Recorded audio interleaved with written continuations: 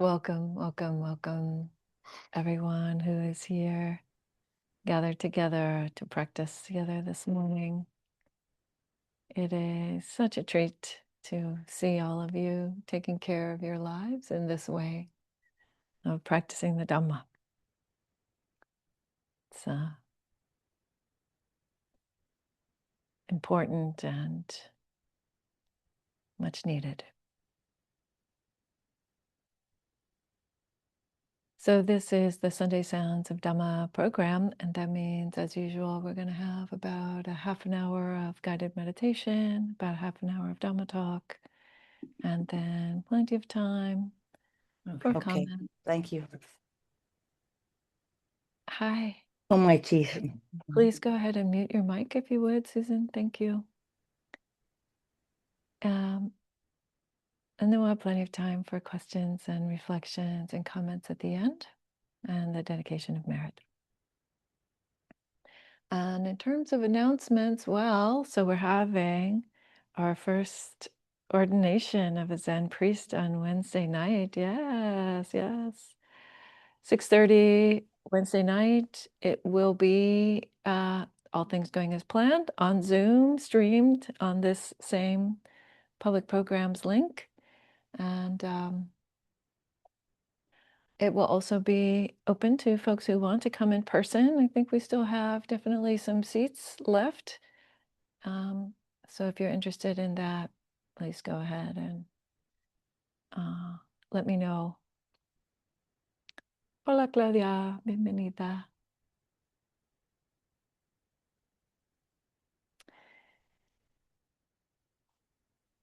We're going to have some special guests here. My teacher from San Francisco Zen Center, Shosam Victoria Austin, will be here. My good friend and colleague, fellow Dharma teacher, Keiryu Lian Schutt, is also coming out from California. And Inryu, Bobby Ponsbarger from All Beings Zen in Washington, D.C., will also be here for that event. So, as I was telling somebody the other day, we'll have 4 badass Zen women in the same room.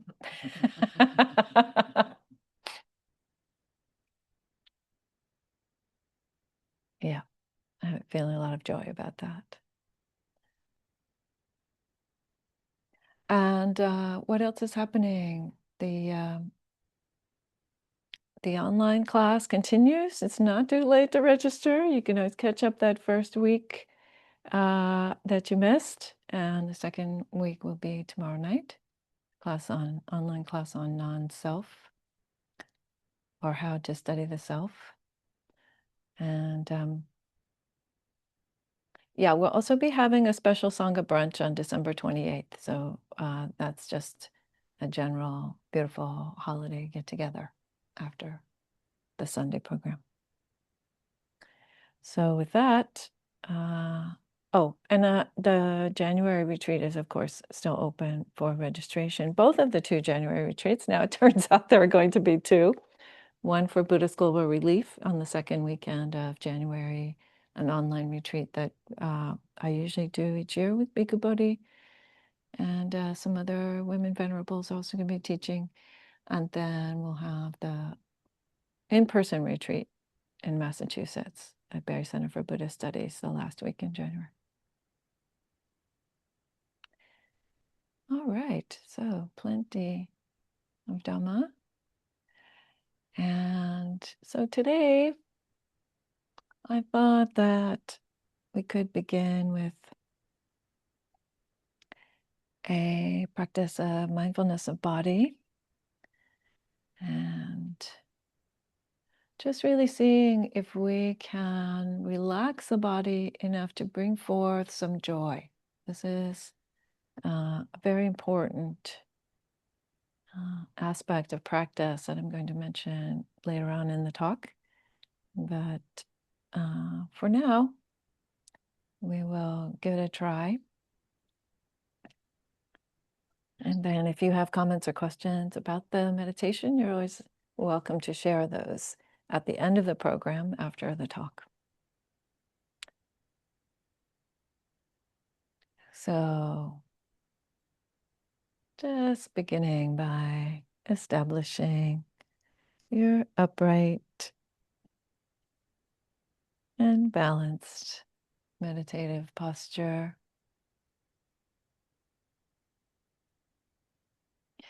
You may want to rock the body from side to side and front to back. Maybe moving the head and the shoulders.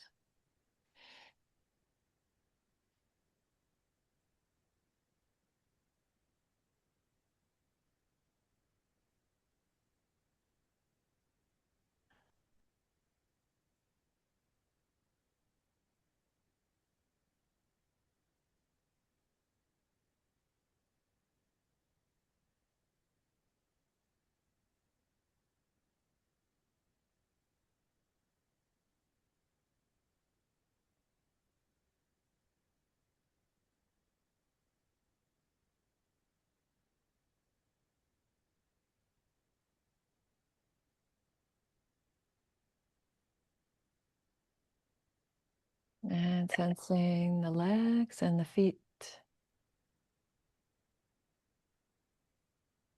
supported by your seat, whatever supports you have.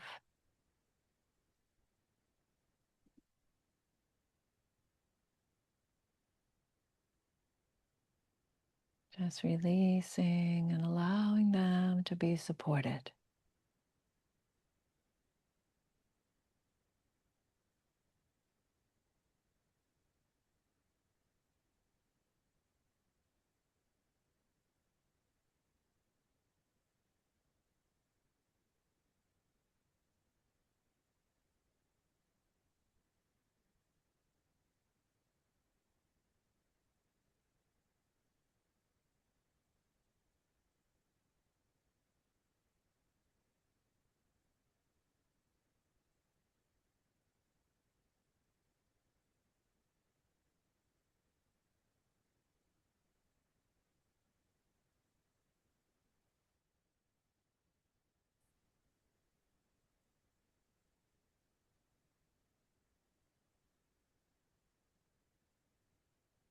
And shifting to the hips and the lower abdomen.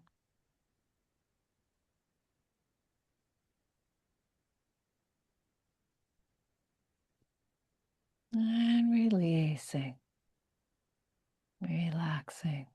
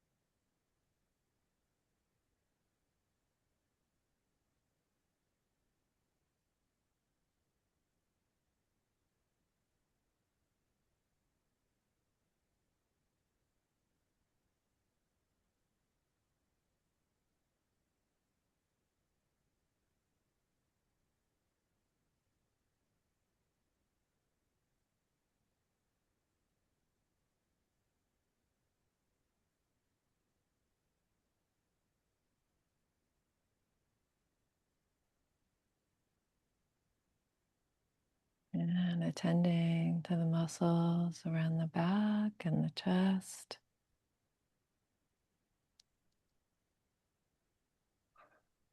Also softening there, allowing them to become wider.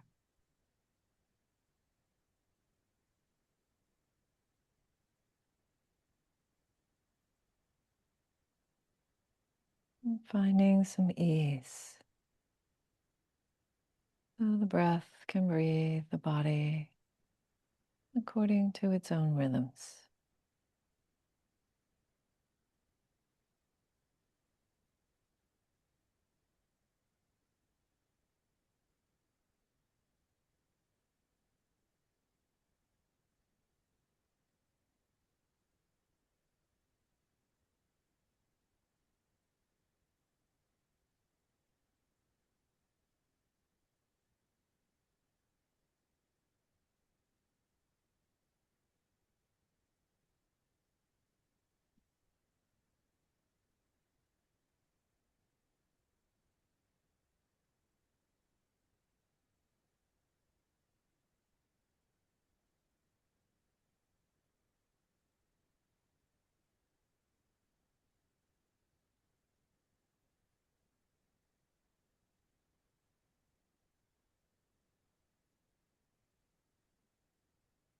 And allowing the head to come into balance with the spine.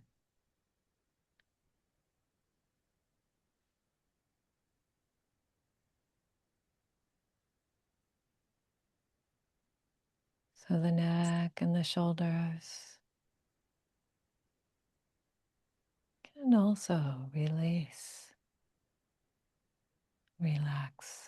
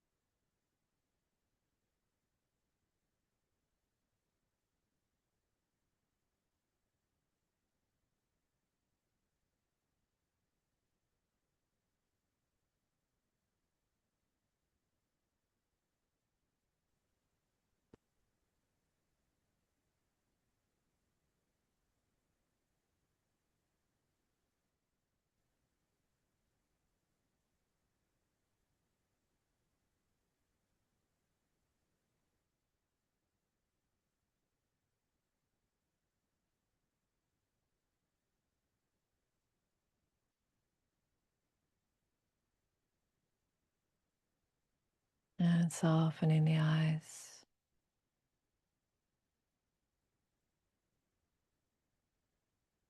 And releasing all the muscles of the face. No need to hold on.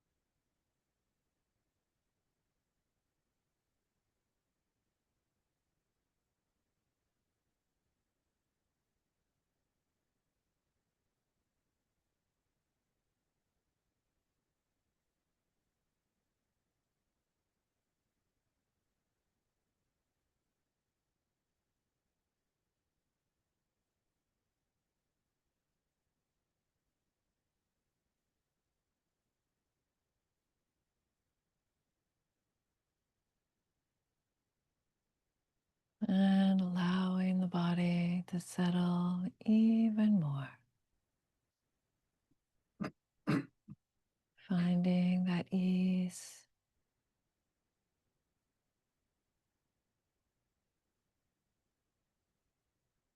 Finding that natural stability of the body.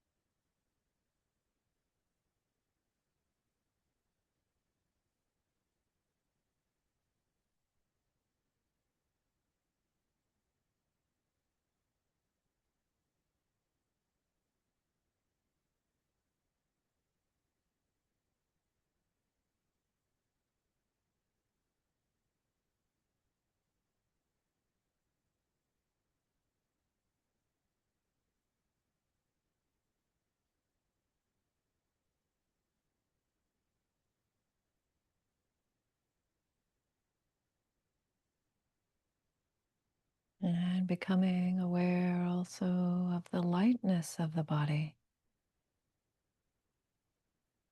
aware of the air filling the lungs.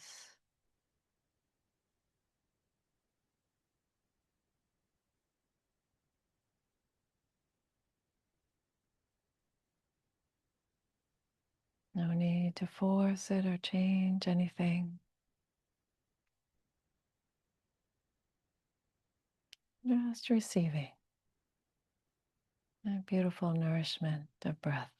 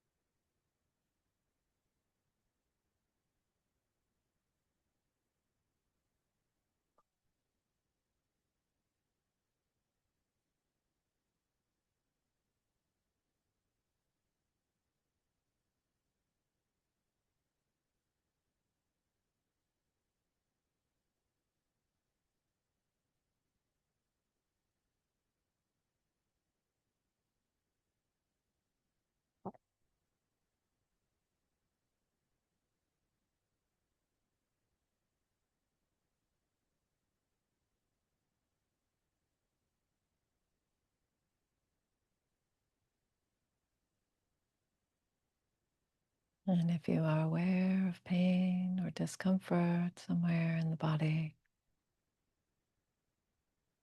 can that too be a release? Just like letting off steam.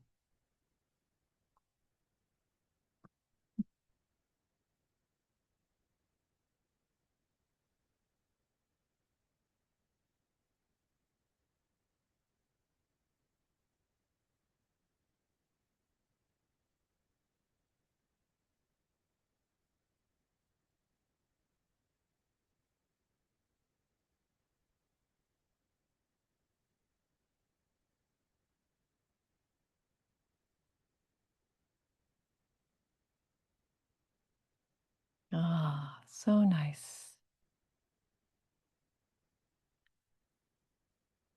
to just be with what is right here, right now.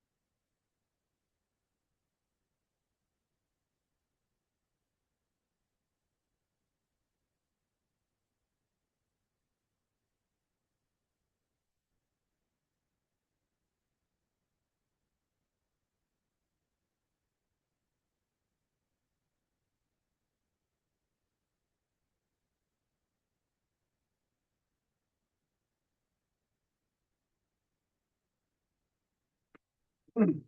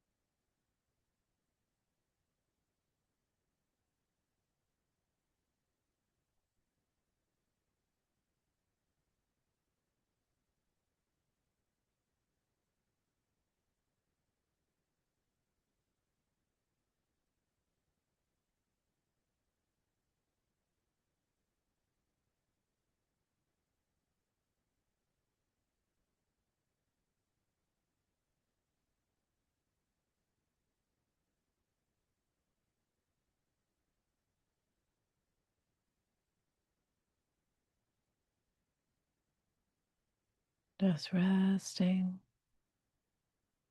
on the body and the breath.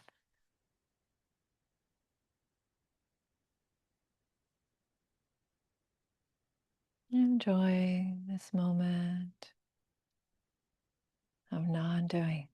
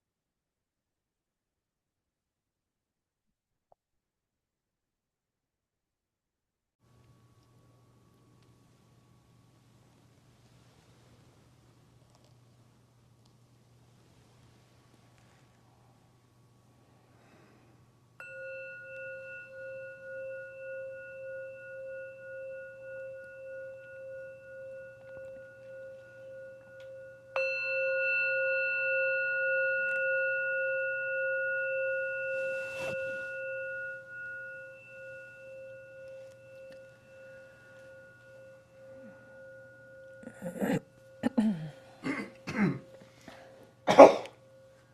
right, friends. That bell means that the meditation is complete, and it's time now for the Dhamma talk.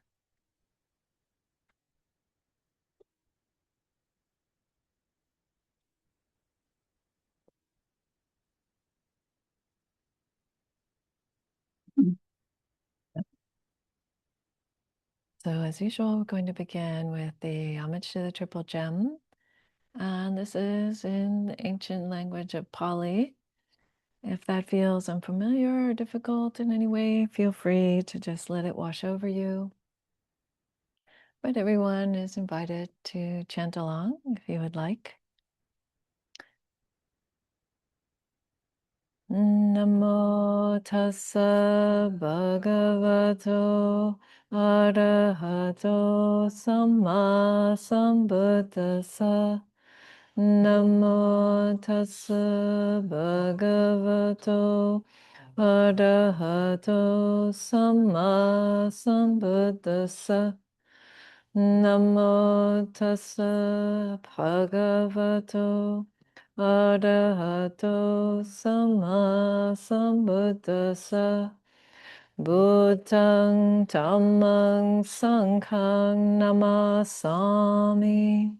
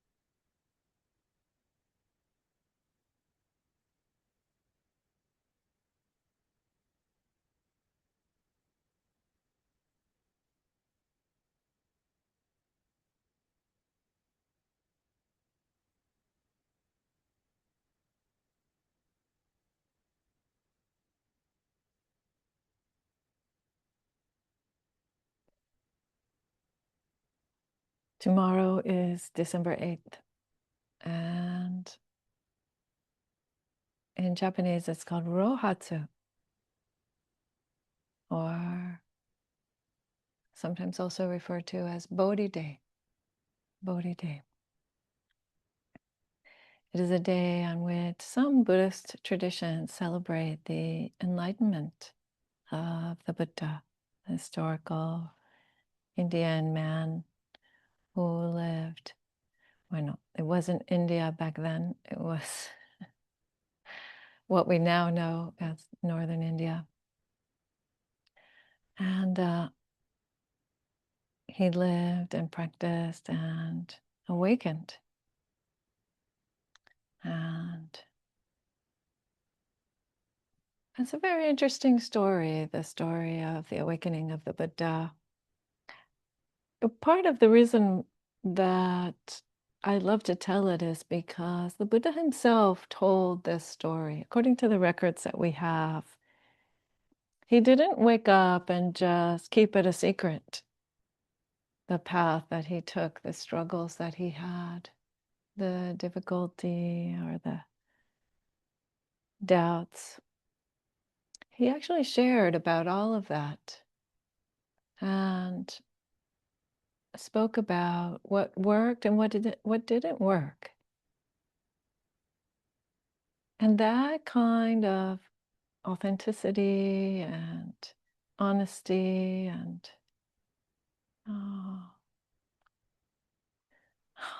human-heartedness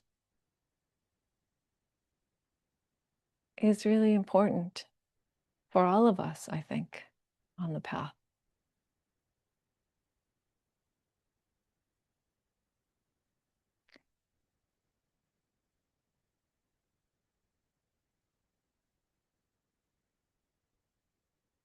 Sometimes people will say to me, I'm the worst Zen student in the world, or I'm the worst Buddhist in the world. And I think, oh, come on, you're not really that exceptional, do you think?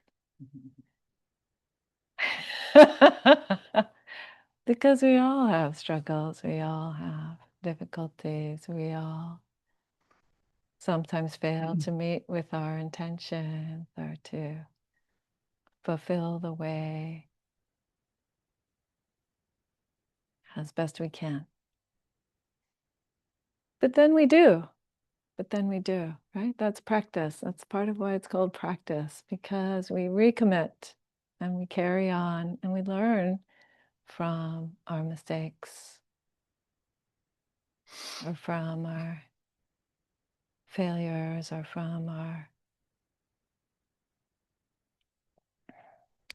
poor choices, laziness, whatever it is that's driving those times that are difficult. So I want to tell a little bit of the story, and not the whole thing, of course, but just to say that he was born Siddhartha Gautama, and he was born to what's called the Shakya clan. That was their name, the Shakyans, his particular clan. They most likely spoke Magadhan, but now Magadhan is kind of lost to us, and so Pali is close to that, but not exactly what he spoke. But Pali is a language in which we have many of the earliest texts. Also, the Chinese agamas are the same, roughly speaking, the same material.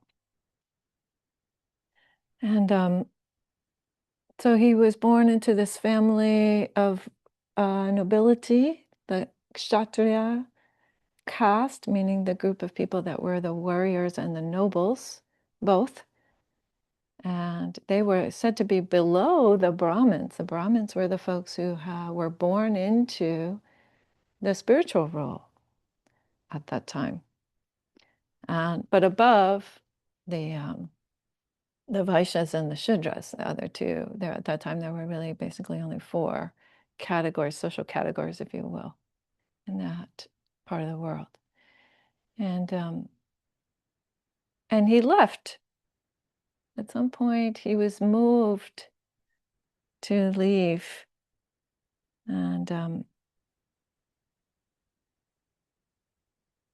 it's interesting how that story is told. That story has a lot of myth around it, how he was moved to leave. And the particular sutta that I'm working with today is Middle Length Discourse 36, Majjhima Nikaya 36. And in there, he says something about that he left because he felt like lay life was too difficult to be spiritual in lay life. And so he sets out to be a spiritual seeker. And cuts off his hair, sends away his attendant and his favorite horse. It's like giving away your Ferrari or something, something equivalent to that.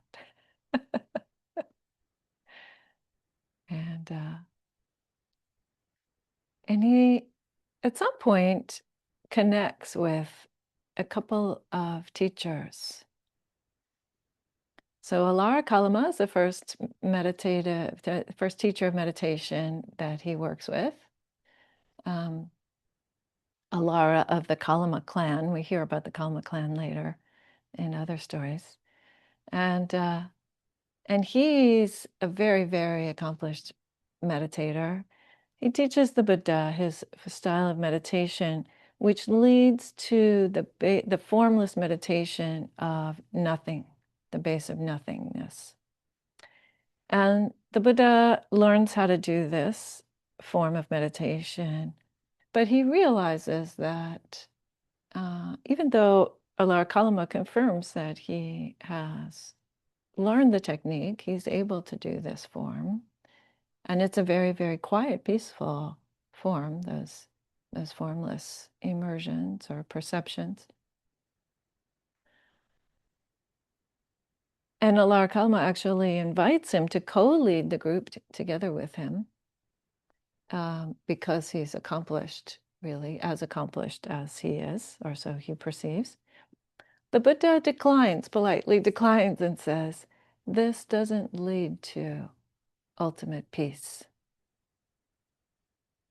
How's it sound, everybody? Does it sound okay? Yeah, okay, good. So he goes on to another teacher of meditation, Uddaka Ramaputta. So Putta means son. So Uddaka was the son of Rama. Rama was a very, very famous meditator, had died already, had passed at this point. And this was his son Rama. And Rama also was a very strong meditator who was also practicing these very subtle, formless meditations. And he declares the basis of neither perception nor non-perception, which is a beautiful way, I believe, of talking about the form of concentration or immersion in which the sense of the observer merges with what is observed. So the Buddha also learns that form. He accomplishes that. Rama is so impressed with him that he says he's even better than he is and invites him to lead the group instead of Rama. But the Buddha again says, no, thank you. I see that this doesn't lead to absolute peace and awakening. So what does that mean? In practical terms, it means that the Buddha would be able to do these very subtle, very, very quiet, very clear, bright forms of meditative mind. And yet he would get up from that and still be suffering and still have dukkha, still have that sense of this gnawing unsatisfactoriness of his life. So he says, well, I'm going to go on my own then. I'm going to try some other things. There are 5 other ascetics who go with him, who are practicing with him. And so the first thing that the Buddha does is he tries to force his mind to wake up. Tries to force his mind. And he describes it like this. He says,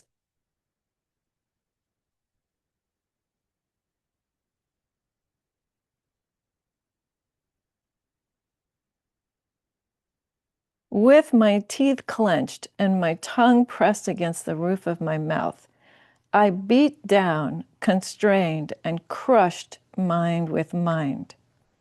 Sweat ran from my armpits. And although tireless energy was aroused in me, and unremitting mindfulness was established, my body was overwrought and uncalm because I was exhausted by the painful striving. Right? So he notices that he can sort of suppress activity in the mind forcefully, but he can't, that actually just leads to more dis-ease in the body. And it also doesn't lead to peace of the mind. So he keeps trying. He says, well, maybe if I try even harder, even a little more control of my body, maybe that'll work. So he begins with this practice of holding his breath. And he does this this practice of meditating, trying to meditate while holding his breath. He said until his head felt like it was splitting, he would hold his breath.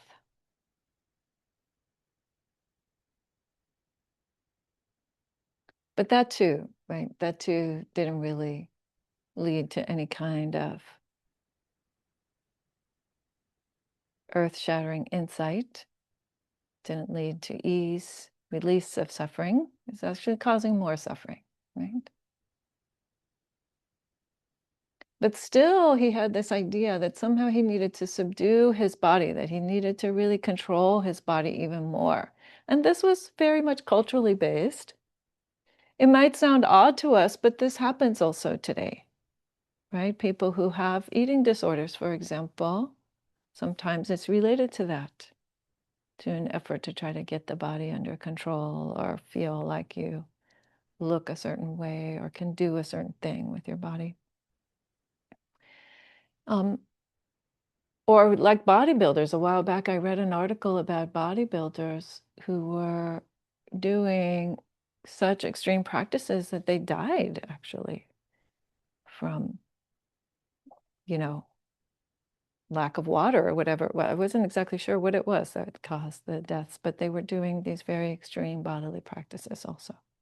So it's not that unusual, but it was certainly part of the culture, and it's even today, I would say, in India, sometimes understood that way, that spirituality means some kind of control over the body. So he started fasting, and he fasted to the extreme. He fasted to the point where he said he could feel his ribs through his belly, from the front of his body, that when he tried to get up to urinate, he would fall over, that his hair was all falling out, that his skin was turning black. He was fasting really, really to the extreme.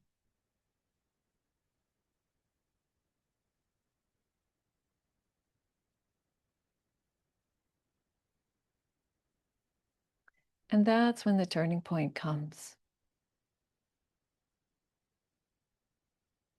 Because again, he realizes this isn't working. This doesn't lead to the end of dukkha. This doesn't lead to great awakening.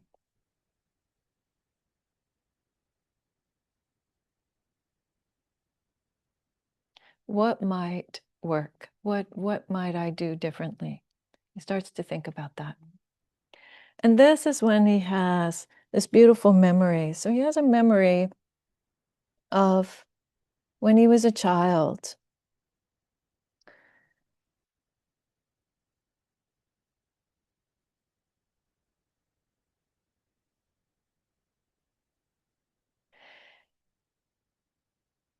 He says, I recall that when my father, the Shakyan, was occupied, so his father was, the king or the head of the nobility of the Shakyan clan, was busy, and it said that he was busy with a sort of farming festival. That was what was happening. I was sitting in the cool shade of a rose apple tree, secluded from sensual pleasures, secluded from unwholesome states. I entered upon and abided in the first immersion, or the first state of concentration, accompanied by applied and sustained thought, with rapture and pleasure, or sometimes it's called joy and bliss, born of seclusion. That is, he says, I asked myself, could that be the path to enlightenment? And then came the realization that is indeed the path to enlightenment. But then I considered, he says, he went on to say that it's not easy to attain that kind of joy, that kind of bliss. Piti and sukha are the Pali words. So this kind of piti is being translated here as rapture. I promise you that that is not an exaggeration. It's really that kind of very stimulated, very kind of heady, very kind of kind of bliss, joy, and sukha, which is a much more relaxed kind of, sometimes I translate sukha as contentment. It's like that kind of easy, quiet, more quiet kind of joy. But you need both, actually, the two. And he was remembering a moment of having experienced those two as a child. And he says, but I know that with my body in this condition, it's going to be very hard to generate that kind of joy, because piti in particular, that kind of joy, meditative joy, is very physical. Sometimes it feels like like rain. Sometimes it feels like warmth radiating out of one part of the body. Sometimes it feels kind of like goosebumps, but not cold, usually not cold. It's always pleasant.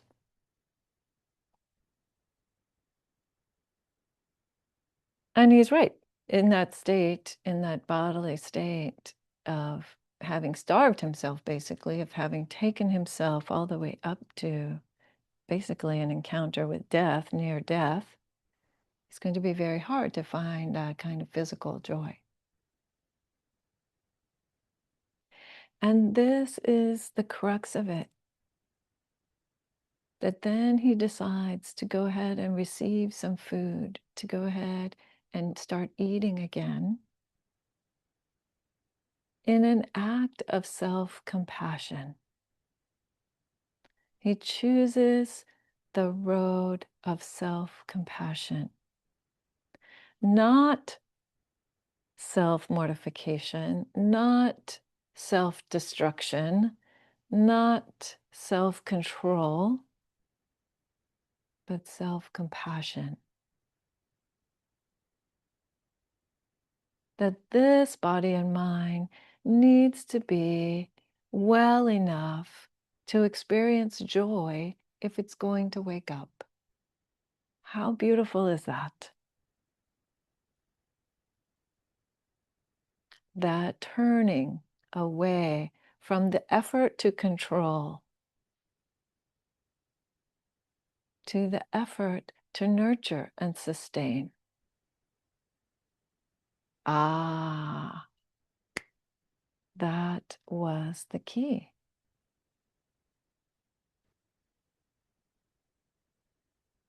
That was the moment, the turning point.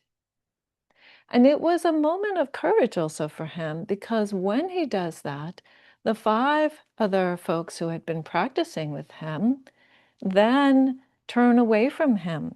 They say, let's see, the recluse Gautama, because he's not the Buddha yet. So Buddha is a term, Buddha is a title, if you will, that means the awakened one. He's not the Buddha yet in that moment. The recluse or seeker or somebody who's left home, Gautama, now lives luxuriously and has given up striving and reverted to luxury. That's what his companions thought. Meaning that they too were still in this mode of thinking that striving meant this kind of control and harm and harshness. And so they choose to leave him. They don't want to practice with him anymore. But the Buddha is committed to this shift of compassion toward himself. And that makes all the difference. That makes all the difference. Indeed, after his awakening, it's said that in the very first discourse that he gives, the very first teaching when he encounters these 5 guys again, because that's who he decides to share with, 7 weeks, it said, he enjoyed the bliss of enlightenment for 7 weeks. And then he got up off his seat of enlightenment and walked to where the 5 ascetics were, to teach them what he had learned. And one of the very first things that he says in that first discourse is that being completely driven, pushed and pulled by sensual desire is not the way. That is not a skillful thing to do if you want to wake up. And mortifying the body, harming oneself, causing more pain and suffering is also not helpful and not a skillful thing to do. It's one of the first things he says to them. And he says, therefore, you must find the middle way. And this middle way is this way imbued with compassion, care, nurturing, sustenance. In the service of joy, joy in the service of waking up, joy in the service of absolute clarity and peace. Right? So the goal of the path is not joy, but joy is necessary for the mind and the body to be willing to stay with the investigation and the discovery process long enough to unlock those truths. Mm.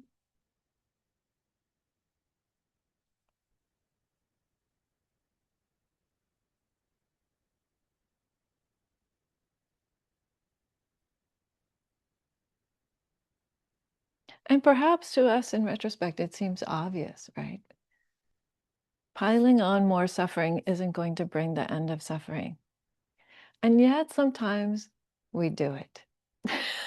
And yet sometimes that's what we think we have to do. I have to tough out this meditation and stay here until I hurt my knee. Right? Many of you have been there. I see the laughter.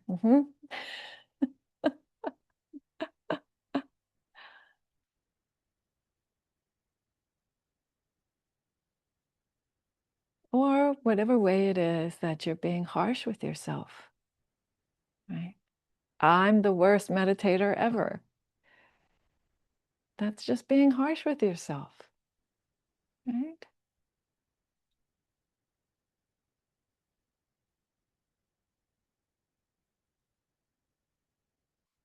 So it's not that there isn't a lot of effort. And we see this constant, actually, description around effort in the early suttas, especially. If you look at, in fact, I didn't bring the chart with me, but if you do a chart of all the different frameworks that the Buddha provided, you see that effort or energy or virya is the Pali word, is mentioned more even than mindfulness among the different frameworks. Right?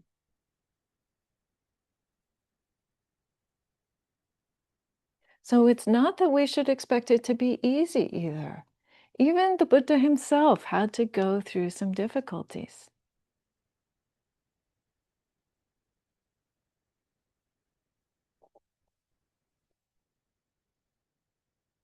But we make the effort without creating more suffering for ourselves.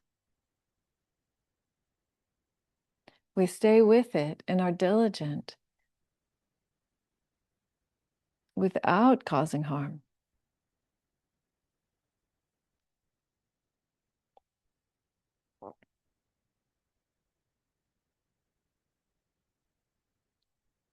And ultimately, the state of compassion, the quality of compassion, is one that the Buddha spoke of as one of the most powerful practices we could do.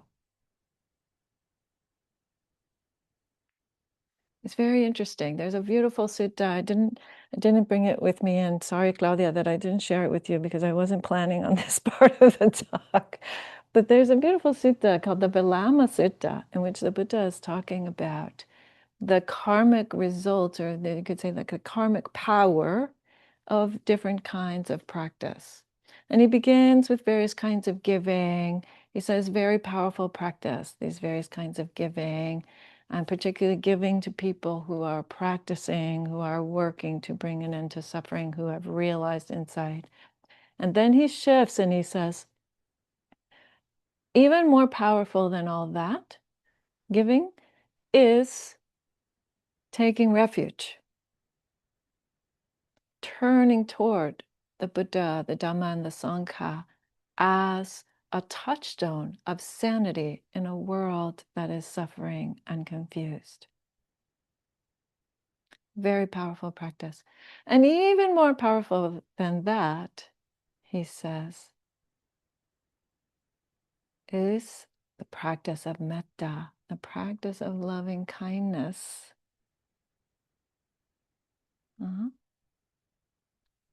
So you could say compassion is the understood usually in early Buddhism as the desire or the wish to minimize suffering, to not foster suffering, to remove suffering where we find it, where we can.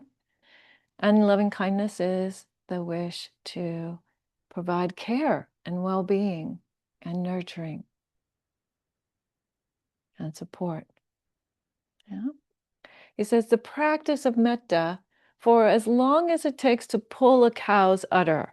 Now, I don't know about you guys. I've never pulled a cow's udder. Okay. I would confess that. But it's roughly about like this. Psst, like about that period of time. So I'm told by people who have actually done it. Huh? So the practice of metta for about this long. Psst. Okay, like about that long. Fully engaged in is more powerful than any kind of giving, than taking refuge, than even practicing the precepts, he says. More powerful. Why? Because it is the linchpin, right? These beautiful qualities are the linchpin that help us to stay with the path.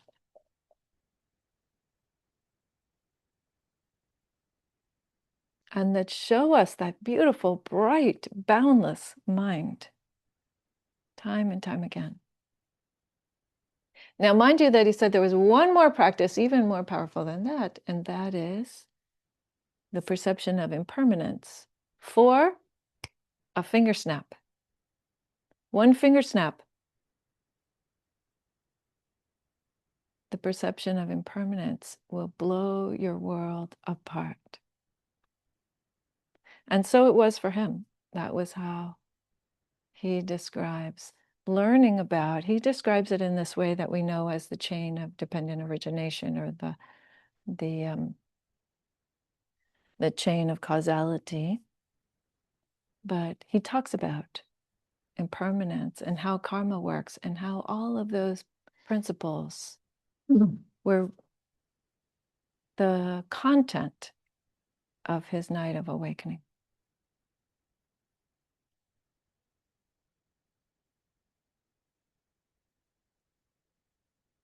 So while it's fun and interesting to get all involved in impermanence and emptiness and what does all that mean, and conditionality, the 12-fold chain of causality and interdependence, all of that is important and interesting. I would say the heartfelt self-compassion, loving kindness for yourself is just as important. Don't lose that. Be diligent, but be kind to yourself. Because without that, there isn't really a path to full awakening.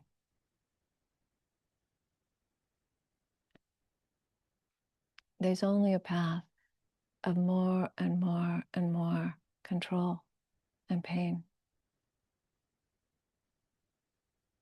More and more exerting the self to try to crush the self. But that, as you can tell, is a recipe for going in the wrong direction with your practice.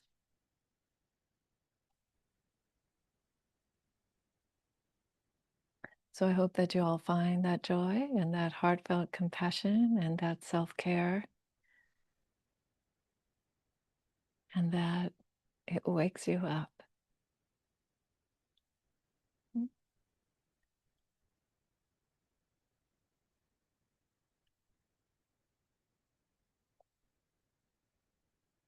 All right, folks, so it is time for our Q&A.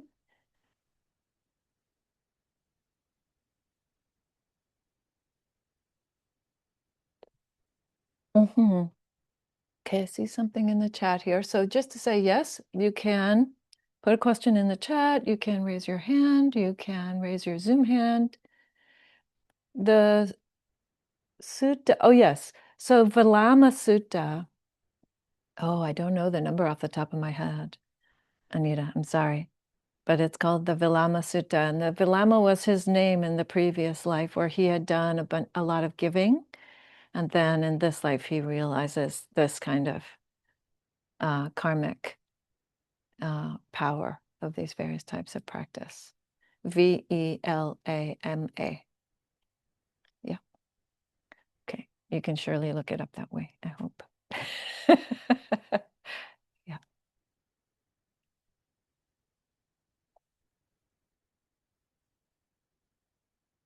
There's a blankie behind you if you're cold.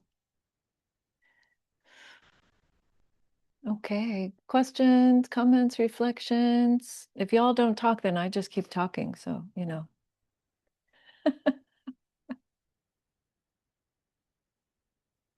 Yes, Brad. Please unmute yourself. There you go. So we hear about the divine messengers of sickness, old age, and death. And so lately I've been thinking, well, what's divine about what's the Wait, divine? sickness, old age, death, and an ascetic, right? And a Yeah, sick yes, person. right, Okay, right. don't lose the fourth one. Yeah. But of the other three, besides the ascetic, so Yes. what's so divine in that message? Mm, And usually it comes down to, well, you're being taught about impermanence and lack of control and all of that. But there's also many other gifts if you're open to receive them, like mm, teachings on self-compassion and relinquishment and letting go and surrender and lots of other things as well. So just that shift from trying to annihilate ego, trying to, I had some special names for that kind of practice back when I was practicing in the Zen tradition, but so it can create that whole shift, the same kind of shift that the Buddha experienced by seeing the path of ease, not a path of laziness, but not not trying to beat your way into awakening. Uh, mhm, mhm. so anyway, I just thought I'd share that. Yes. Yeah, lovely, Brad. So just to make the connection for folks, the legendary one of the legendary stories, we believe, around the Buddha's departure from the palace is that he went out with his charioteer and saw four heavenly messengers or four divine messengers. And he saw a sick person, an elderly person, a corpse, and a spiritual seeker. Those are the four, said to be the four heavenly messengers. And that was what really kind of stoked his awareness of his own mortality to the point of that interest or that kind of need to leave the palace life and go and resolve the question of suffering.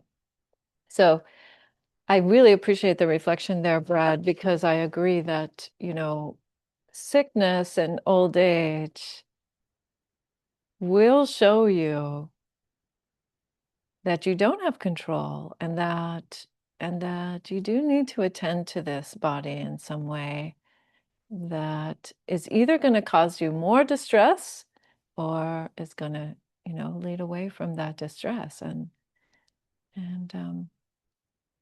yeah, it can be a good learning, right?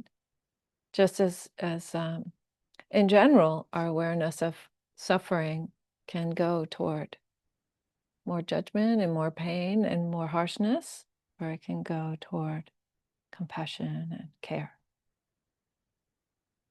Yep, I appreciate the reflection.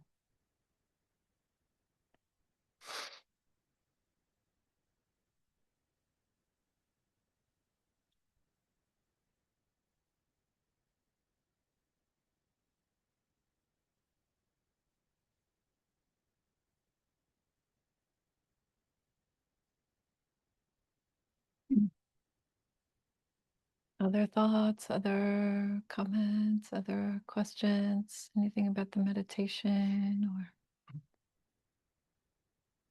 Yes, Anita.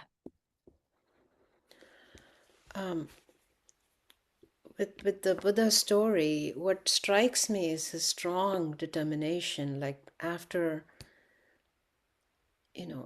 everything he went through on the night of the awakening, wasn't there a statement like, I'm not going to stop, I'm not going to get up from this seat until I realize full awakening, even if my body, I mean, I don't remember the exact words, but Mm-hmm. but he was determined.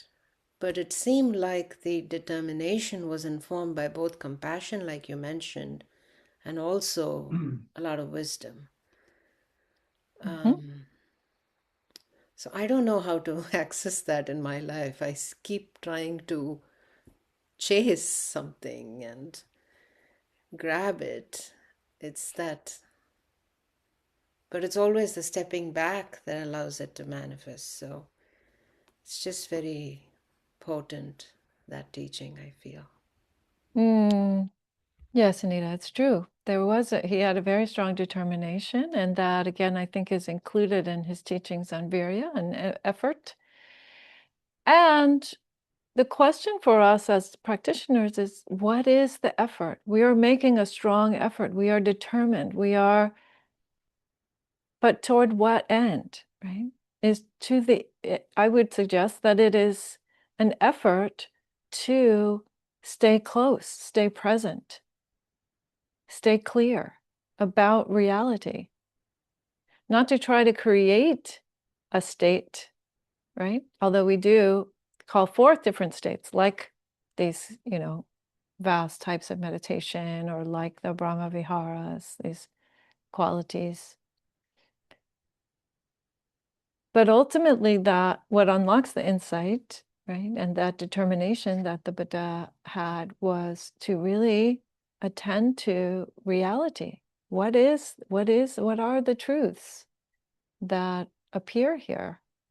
And that's also why this beautiful authenticity and sincerity of his and honesty, like, yeah, okay, this is going wrong. This is going wrong. I need to try something else, right?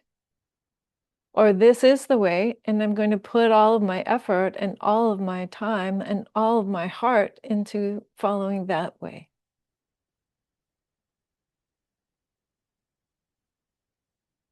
Yeah.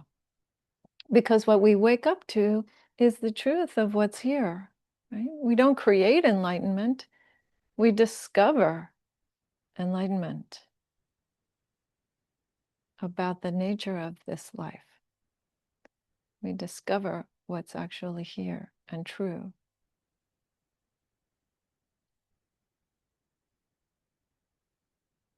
And then because we're not resisting that, or we're not clinging to some other idea of what should be, some grass is greener over there, then that is the end of dukkha, right? That non-clinging. Yeah. Beautiful. All right, Emily. There you go. Yeah, thank you. Thank you, Aya, for a beautiful and really helpful talk, and I'm grateful for everyone who's shared so far. This leads me to remind everyone and to suggest the wonderful meditation that happens on Thursday mornings with Rocky through Dassanaya, the 9:45 Eastern Brahma Vihara meditations. I've been attending those and working more with compassion and loving kindness and joy and equanimity practices, really rooted in those Thursday morning meditations, and then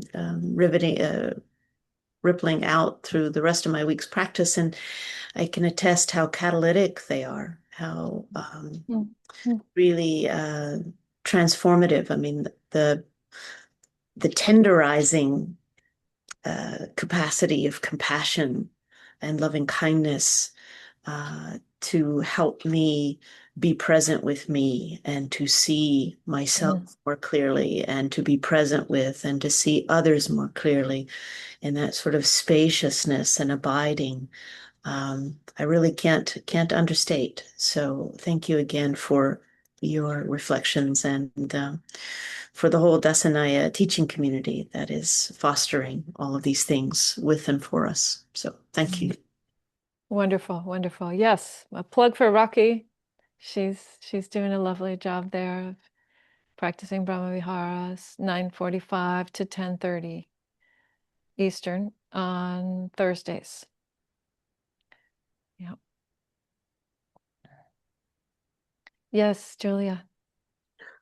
Excuse me. I would like to ditto what Emily said. And metta, etc., has always been very difficult for me. Variety of reasons. One specifically you've touched on a bit is traditionally it starts with self. And I put it at the end. I think I learned that somewhere along the way. But it's very much like Emily described. She said it very well and very poignantly, as a matter of fact. But I, too, derive a great deal of something following the Thursday morning practice. There's something, somehow it brings a lot of things together. Unlike other times that I've heard about metta, it's been very specific to metta. Somehow, the way it's presented, it's much broader than that. And thank you for this morning's talk as well.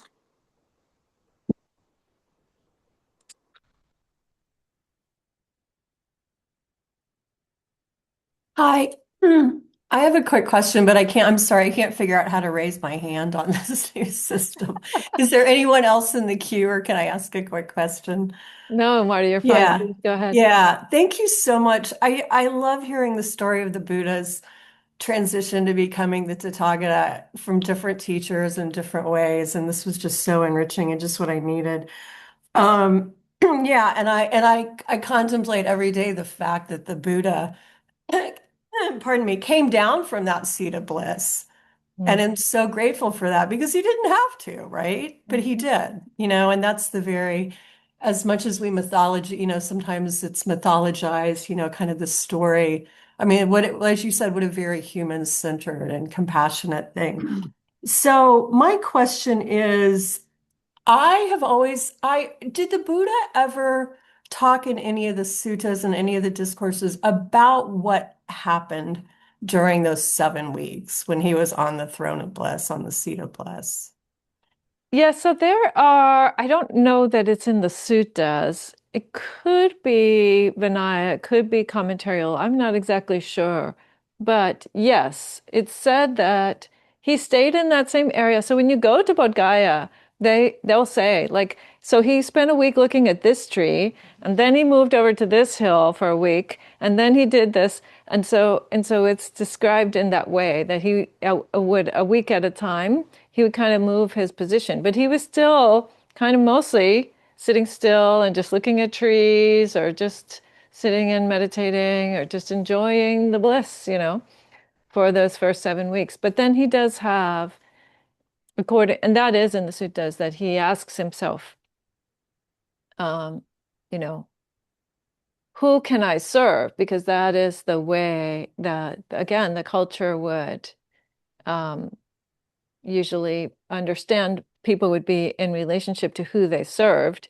And he says, well, no, now I serve the Dhamma. So as someone who serves the Dhamma, then who do I share the Dhamma with? Who can I, impart it to?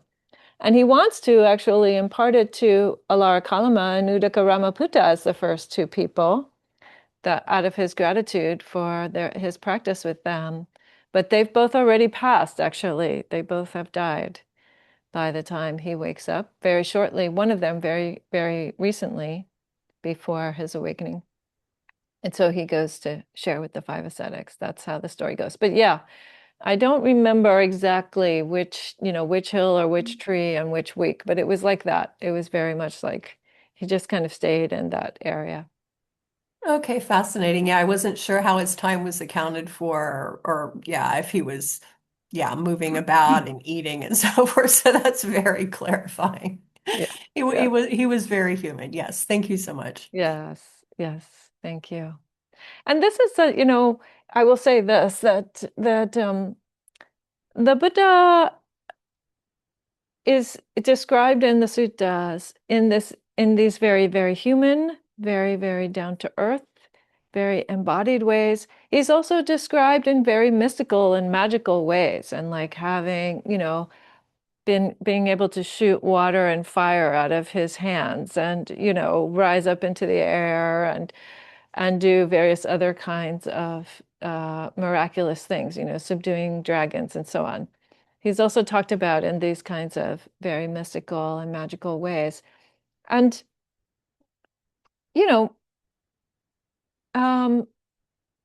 so was he a special person? I think he was a special person. It takes a special person to actually do something as unique as what he did with such brilliance, really, with such brilliance. And what were the, sort of physical manifestations of that? Well, we can't really know, actually. I would say don't doubt it, that there are different ways of working with the elements. But for me, the Buddha as a human being gives me a lot of hope, because that's why he spent his 45 years teaching, because he said, this is the legacy for all of humanity. It's not something that only belonged to him. And that to me is a very important aspect. Especially in later traditions, the Buddha becomes almost deified. And then there are many Buddhas, and they're kind of up in the sky, and they kind of sit on their thrones together and things like this. And you hear various types of stories like that about Buddhas. Is that true? I don't know.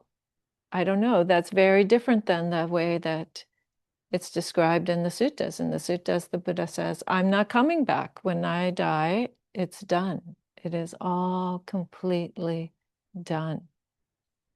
There will be no rebirth. There will be nothing left over. That's part of his teaching. That's part of why his death is also celebrated. So in the Theravada tradition, the birth, the enlightenment, and the death are all celebrated on the same day. And that's because the death also represents the culmination of his teaching. But to relate to the Buddha as a deity has helped many, many people also, and this idea that maybe such a being would continue to come back forever for the benefit of others. That's one way of thinking about it. But we don't need to, I will say this much, at least according to the Pali Suttas, when people asked him what happens to the Tathagata after death, he said, don't worry about that. He literally wouldn't answer the question. Don't worry about that. That's not going to help you to wake up.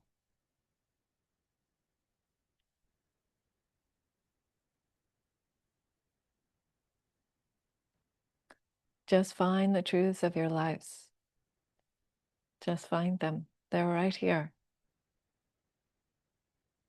But you need a little joy for that. You need a little joy, and you need a little kindness to yourself for that to happen. Yeah.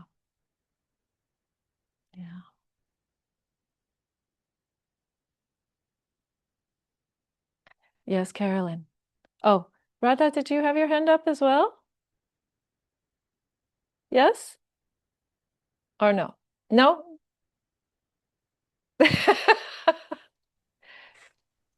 Yeah, no, sorry about that. Oh, okay. No problem. It's a wonderful session. So Divya is here in India with me. And Lovely. It's so relaxing listening to you. Wonderful. Thank you. Wonderful. Yes. Okay. Carolyn. Thank you so much for this talk. It's really, really, really helpful. And I have a question because there are just so many stories like this from so many different teachers. And do you think that we as individuals may need to go through a process of overdoing it in order to find the middle way? Because it just seems like there's so many stories of people suffering too much before they let go and realize I don't have to suffer this much. Yeah. Yeah, it's a very good question, Carolyn. And I asked myself, I remember when I was at Tassajara and I asked this question of the Abbot Paul at that time when he was leading the practice period there. I asked him this. And it is a very interesting question. And my where I've landed on it is this. When the Buddha speaks about the middle way between being totally caught up in sensual desire and self-mortification, his idea of the middle way is not a comfortable, average life that most of us are leading. Right? And you see that in the Vinaya. These very specific rules about, either sleeping on the floor or only being so many inches, above the floor. And you're not allowed to have extra pillows, just as an example, right? No high and luxurious beds, these kinds of things. So like even very, very, what we would think of as kind of mundane comforts would be more than what the Buddha meant by the middle way, So I think that if we're gonna, as long as we're still being kind to ourselves, erring on the side of a bit more renunciation, of stepping back and saying, do I really need all that stuff? Can I even just go on retreat for a short period of time and be away from all of that? And see whether that helps, see whether there's some aliveness in the body that can happen when you step back from that comfort. That's a very important investigation. That for me has been tremendously helpful experience time and time again. And that's why I find it very sad when people go on retreat and they complain because they only have 3 cushions and a half. It's like, please be content with 3 cushions, okay? because there's something that you need to find there in terms of that renunciation in a positive way. Right. And do you think it's like that those sense pleasures and the comforts that we're so used to, do you think they're sort of numbing, or maybe they just get in the way of the meditative pleasure somehow? I don't know about get in the way, but I do think that yeah, maybe something like that, like a kind of sloth and torpor, like we have a degree of, that hindrance of kind of dullness Yeah. that we're not even aware of, Yes. maybe like that. Thank you. Very helpful. Thank you, Carolyn. Thanks for the question. Beautiful. So we are at our time. And Dana, I would invite you to please make the announcement if you would.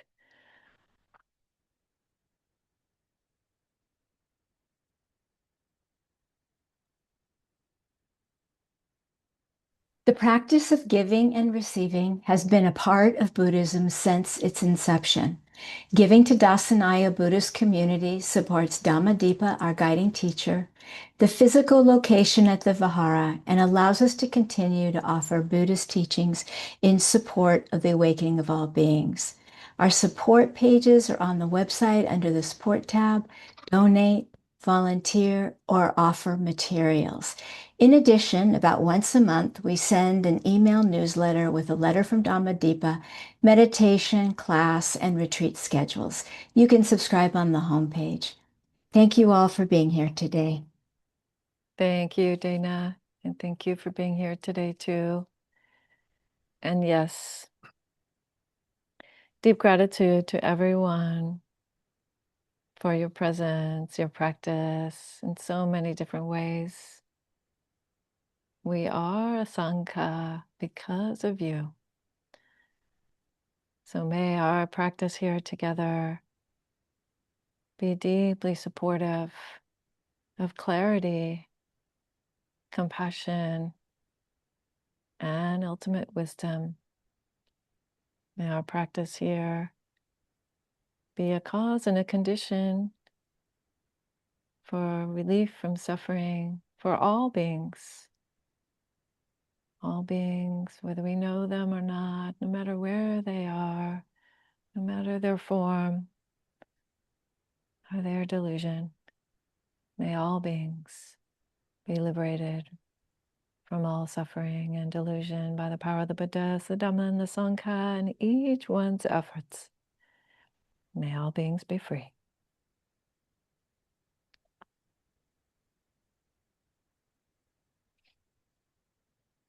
Okay, friends, have a beautiful rest of your day.